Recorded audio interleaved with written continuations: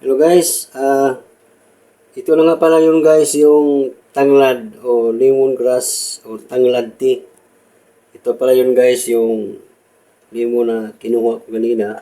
Pinakuluan ko to kanina guys at kulong-kulo talaga. So hindi ko lang naipakita sa inyo guys kung kumuha pa talaga ako ng tanglad. Kasi nadiretso itong video guys at ito na nakita nyo ngayon. Hindi ko na ipakita kung paano ko kinuha, kung kumuha ba ako o pinakuluan ko. At ito na guys, sa sunod na video guys, gawin ko na yung mula sa puno hanggang sa ano guys, paggawa ko ng lemongrass. So ngayon guys, ito na yung nakita nyo na lemongrass o tanglad tea. Ito guys, kulong-kulong to siya guys at malamig na. At ito guys, inumin ko to guys bago ako kumain. O kaya yung wala kang pangkain guys, yun ang advice nito na umiinom. Yung wala pang laman na pagkain ng yung tiyan. Kasi gamot ito guys sa gamot ito guys sa high blood, no? Sa diabetes, kung meron kang diabetes, pananakit ang tiyan.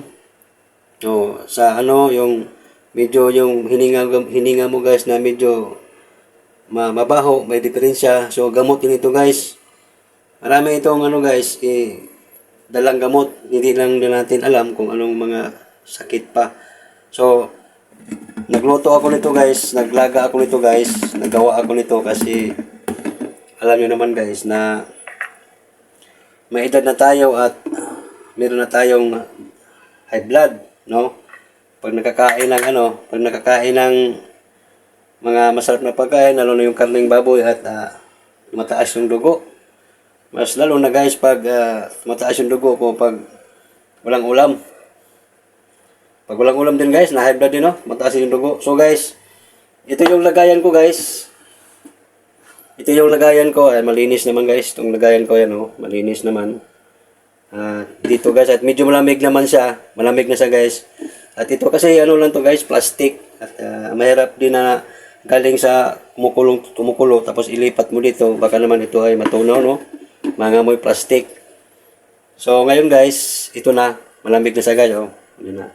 Malamig na. Kanina guys, hindi ito mahawakan kanina. Mas mainit talaga. So ngayon, malamig na. So ang gawin natin guys, ilipat natin dito. Wala nang sala-sala guys. Ilipat na natin. Sala, ilipat na natin ito guys. Total guys, malinis naman, wala namang parang lumot-lumot, no? Diba? Malinis naman kasi ang tubig na ginamit ko nito is mineral water naman. Lipat na natin guys. Yun, tilukin natin guys, kasi sayang, diba? Tilok pa. Ito na guys. Ito na lang guys yung naiwan. So, mabango talaga guys, mabango. Mabango siya. Pero hindi na to guys pwedeng pakuluan ulit. Parang tingin ko, isang lang talaga. Isang pakulo lang. Kasi pag ito matigas pa, Pero hindi siguro to guys na pakuluan ulit, hindi na pwede. Sayang din ba? Isang lang talaga, isang pakulo lang. So guys, ito na yung guys. Takpan natin guys. Baka pasukin ng mga masamang insekto.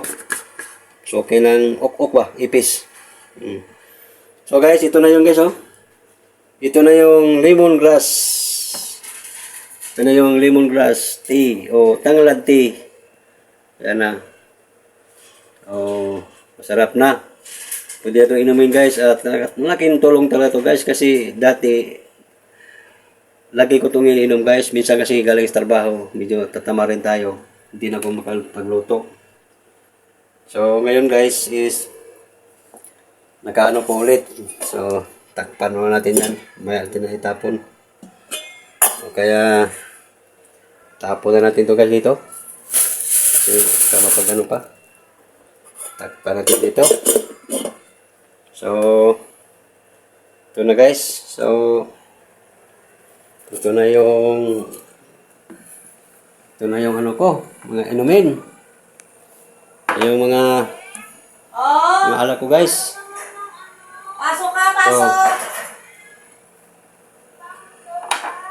So, ito.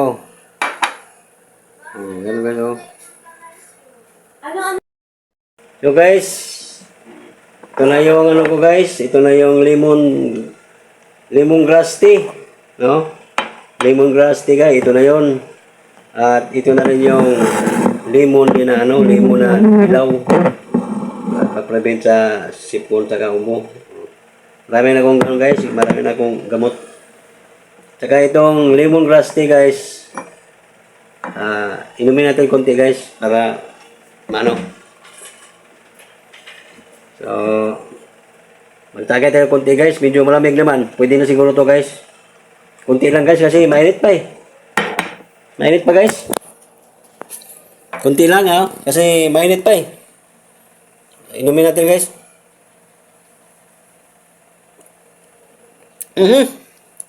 Mainit pa. Mapasok yung ano natin. Napasok yung bungawa.